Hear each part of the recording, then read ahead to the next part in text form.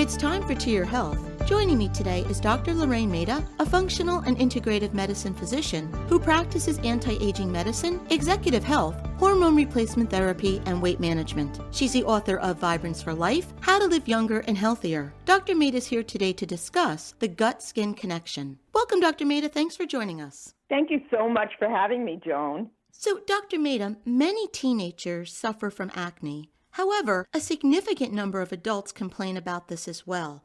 What do you recommend we do? Well, one thing to know is that acne is the most common skin condition that affects 85% of people at some point in their life. And it can have many causes, but tends to occur much more often during times of hormonal changes. Teenagers are most prone because their hormones are ramping up and not yet regulated. But perimenopausal women also have a tendency for acne because their hormones are ramping down, just like teenage boys, and also men get that acne later in life. But 20% of perimenopausal women and postmenopausal women will have an increase in testosterone that can produce acne. And these hormones can be measured and regulated. However, there are other factors that play a large role in skin health, and that's the microbiome. Those are the cells and the bacteria that sit in your gut.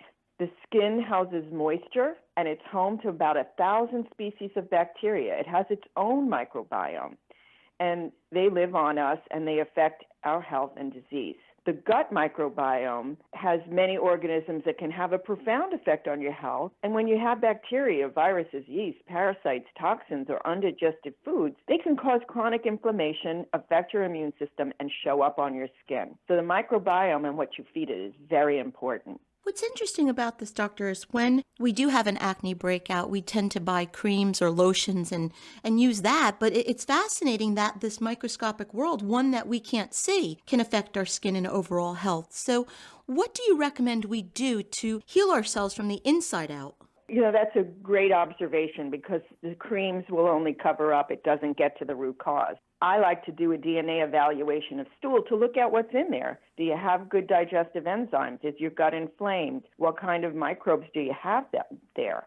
But a person can do some things on their own. Eating a healthy diet, taking digestive enzymes if they feel bloated after a meal. Probiotics help. Herbs that kill bad bacteria but leave good bacteria intact could be helpful, and making sure you have regular bowel movements.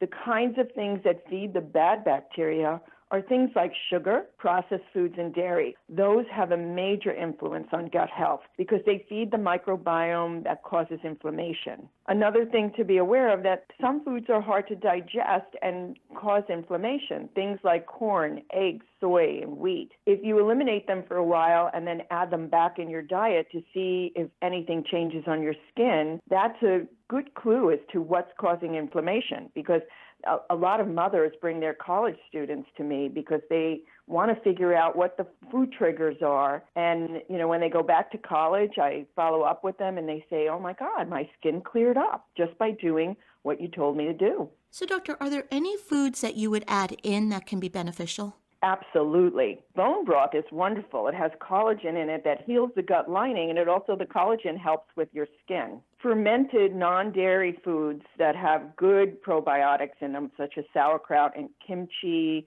kombucha tea, they add beneficial bacteria to crowd out the bad stuff. And bitters, you know, they're coming back into style now. They can heal chronic infections and balance low stomach acid. Coconut oil is a natural antimicrobial, and that has benefits. It's also been linked to weight loss.